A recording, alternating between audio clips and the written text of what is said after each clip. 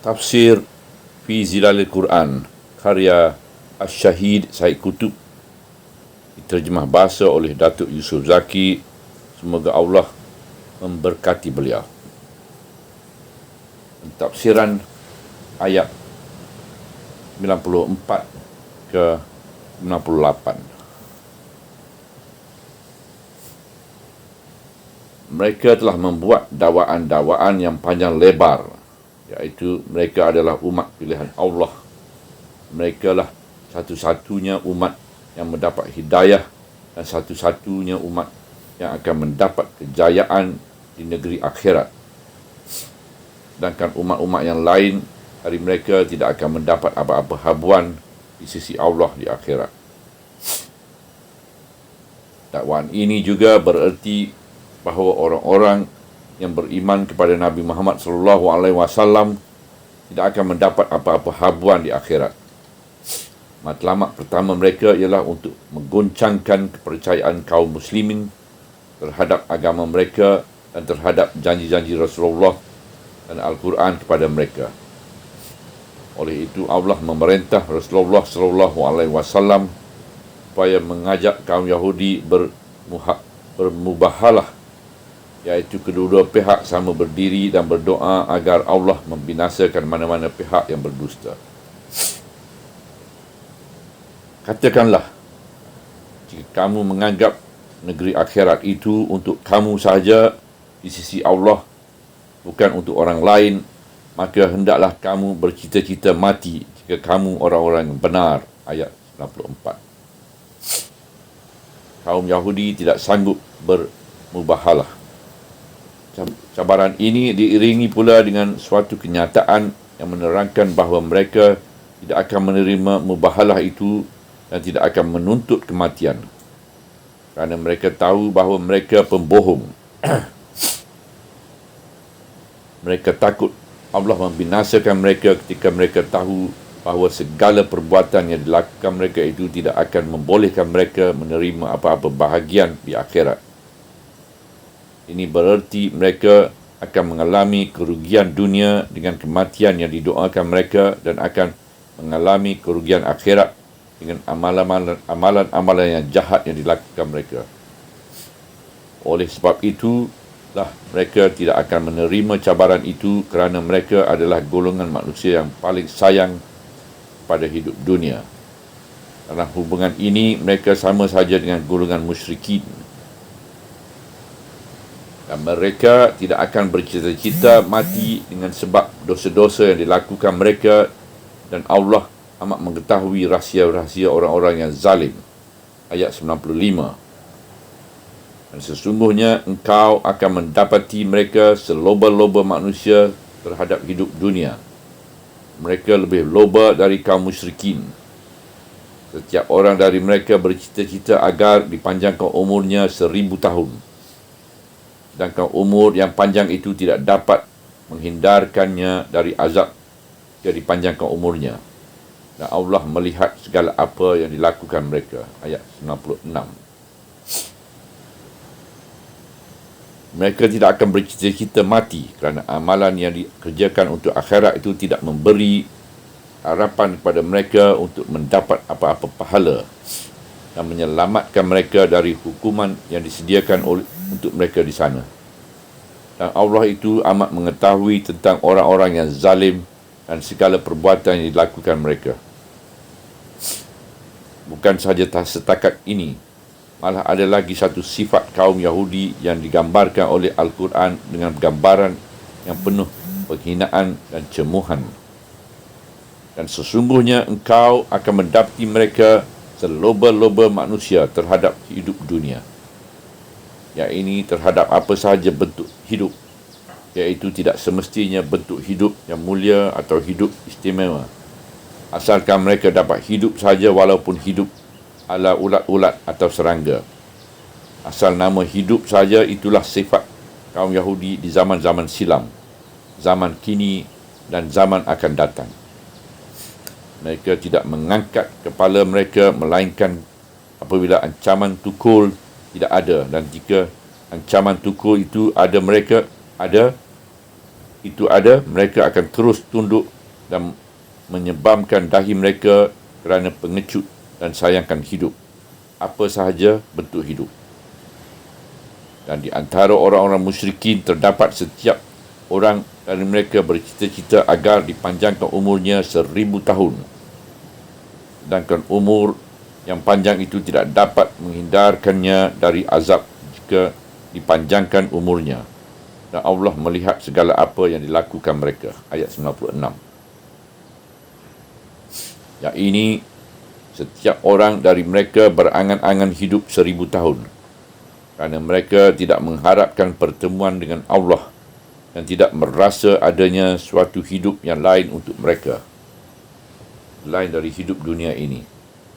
Alangkah pendeknya hidup dunia dan alangkah sempitnya apabila jiwa manusia itu merasa bahawa ia tidak akan bersambung dengan hidup yang lain dan hidup dunia dari hidup dunia, dan tidak mengharapkan sesuatu yang lain dari nafas-nafas dan saat-saat hidup di bumi yang pendek. Keimanan kepada hayat akhirat merupakan suatu nikmat yang dilimpahkan oleh keimanan ke dalam hati seseorang. Suatu nikmat yang dikurniakan oleh Allah pada manusia yang fana, penat dan hidup dengan umur yang terbatas dan angan-angan yang luas. Sesiapa yang menutup pintu yang menuju kepada hayat yang kekal abadi, bererti gambaran hakikat hidup di dalam jiwanya telah cacat dan padam sama sekali. Keimanan kepada hayat akhirat sampai merupakan kepercayaan terhadap keadilan Allah yang mutlak dan balasannya yang sempurna, merupakan petanda yang menunjukkan jiwa seseorang itu dipenuhi kecergasan dan keaktifan, dipenuhi cita-cita hidup yang tidak terbatas setakat perbatasan-perbatasan bumi, malah menjangkau hayat yang kekal abadi dan bebas yang hanya Allah sahaja yang mengetahuinya. Juga menjangkau tangga-tangga yang tinggi menuju kepada pendampingan dengan Allah. Pentafsiran ayat-ayat 97 kepada ayat 98. Ayat yang berikut terus mengemukakan ajaran baru dari Allah kepada Rasulullah SAW. Ia mencabar mereka dengan ajaran ini dan mengumumkan isi hakikatnya di hadapan khalayak yang ramai. Katakanlah, siapakah yang menjadi musuh Jibril? Sedangkan sesungguhnya dialah yang telah menurunkan Al-Quran ke dalam hatimu dengan perintah Allah, iaitu kitab Quran, iaitu kitab suci yang membenarkan kitab-kitab suci sebelumnya dan memberi hidayah dan berita gembira kepada orang-orang mukmin. Ayat 97. Sesiapa yang menjadi musuh Allah, para malaikatnya, para rasulnya, Jibril dan Mikail, maka sesungguhnya Allah musuh kepada orang-orang yang kafir. Ayat 98.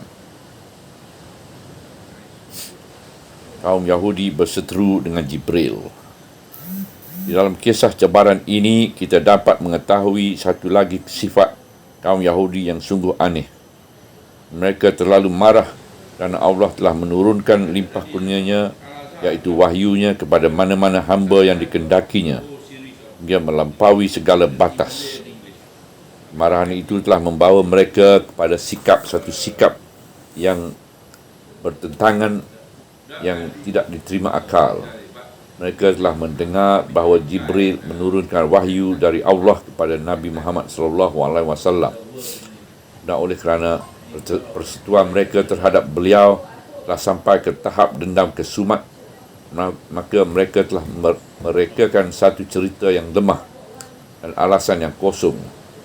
Mereka mendakwa kononnya Jibril itu musuh mereka kerana dialah yang menurunkan kebinasaan, kehancuran dan azab kesiksaan. Inilah sebab yang menghalangkan mereka dari beriman pada Muhammad. Ya, ini mereka tidak beriman kepada beliau kerana Jibril menurunkan wahyu itu. Andainya malaikat yang menurunkan wahyu itu, Mikail, tentulah mereka beriman pada Mikail menurunkan kemakmuran, hujan dan kesuburan. Itulah suatu ketololan yang lucu, tetapi kemarahan dan dendam kesumat sememang-memangnya membawa manusia kepada segala macam ketololan. Jika tidak, mengapakah mereka memusuhi Jibril? Sedangkan Jibril bukannya manusia yang bekerja bersama mereka atau menentang mereka. Ia tidak berbuat sesuatu mengikut perancangan dirinya sendiri. Malah dia hanya seorang hamba Allah yang bekerja mengikut apa yang diperintah Allah dan tidak melanggar segala suruhannya. Katakanlah, siapakah yang menjadi musuh Jibril?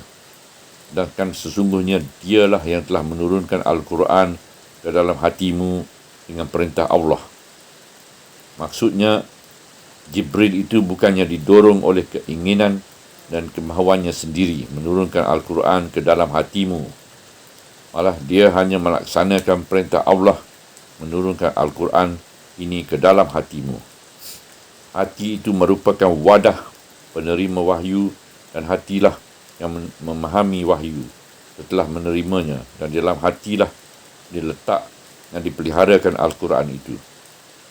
Kata-kata kalbu di dalam Al-Quran mengungkapkan daya kefahaman dan pemikiran secara menyeluruh, dan ia tentunya bukan dimaksudkan dengan seketul anggota yang dikenali umum itu. Jibril telah menurunkan Al-Quran dalam hatimu, iaitu kitab suci yang membenarkan kitab-kitab suci sebelumnya dan menjadi hidayah dan berita gembira kepada orang-orang mukmin. Ayat 97. Al-Quran pada umumnya membenarkan segala kitab samawi yang diturunkan sebelumnya, kerana asas agama Allah itu sama sahaja dalam semua kitab samawi dan seluruh agama ilahi. Al-Quran itu memberi hidayah dan berita gembira kepada para mukminin yang membuka pintu hati dan memberi sambutan mereka kepadanya. Inilah hakikat yang harus ditonjolkan. Ayat-ayat Al-Quran itu mencurahkan rasa mesra ke dalam hati mukmin, juga membuka pintu-pintu makrifat dan melimpahkan berbagai-bagai saranan dan perasan yang tidak mungkin wujud tanpa keimanan, dan kerana itu hati mukmin mendapat hidayah dari Al-Quran dan mereka senang dengan berita gembira yang terkandung di dalamnya. Kita dapati hakikat ini berulang-ulang kali disebut dalam Al-Quran di dalam berbagai-bagai konteks. Memberi hidayah kepada para muttaqin, surah Al-Baqarah ayat 2. Memberi hidayah dan rahmat pada kaum yang beriman, surah Al-A'raf ayat 52. Memberi hidayah dan rahmat pada kaum yang mempunyai keyakinan, surah Al-Jathiyah ayat 20. Dan menjadi penawar dan rahmat kepada para mukminin, surah Al-Isra ayat 82. Jadi, hidayah itulah hasil dan buah hati keimanan, ketakwaan dan keyakinan. Sedangkan Bani Israel tidak beriman atau tidak bertakwa atau tidak mempunyai keyakinan. Mereka seperti adat kebiasaan mereka yang suka membeza-beza agama dan rasul-rasul, telah membeza-bezakan malaikat-malaikat Allah yang mereka dengar nama-nama dan tugas-tugas mereka. Mereka mendakwa mempunyai hubungan persahabatan dengan Mikail dan tidak mempunyai hubungan persahabatan dengan Jibril. Oleh sebab itulah ayat berikut mengumpulkan Jibril, Mikail, para malaikat Allah dan para rasulnya dalam satu barisan untuk menerangkan kesatuan dan persamaan mereka, dan untuk mengumumkan bahawa setiap yang memusuhi mana-mana satu dari mereka bererti memusuhi seluruh mereka dan memusuhi Allah Subhanahu Wa Taala. Dan sesiapa yang dimusuhi Allah, maka dia tergolong dalam golongan orang-orang kafir. Sesiapa yang menjadi musuh Allah, para malaikatnya, para rasulnya, Jibril dan Mikail, maka sesungguhnya Allah musuh kepada orang-orang kafir. Ayat 98. Subhanallah, walhamdulillah, wala ilaha illallah, wallahu akbar, wala hawla wala quwata illa billahil aliyil azim, wala hawla wala quwata illa billahil aliyil azim, wala hawla wala quwata illa billahil aliyil azim.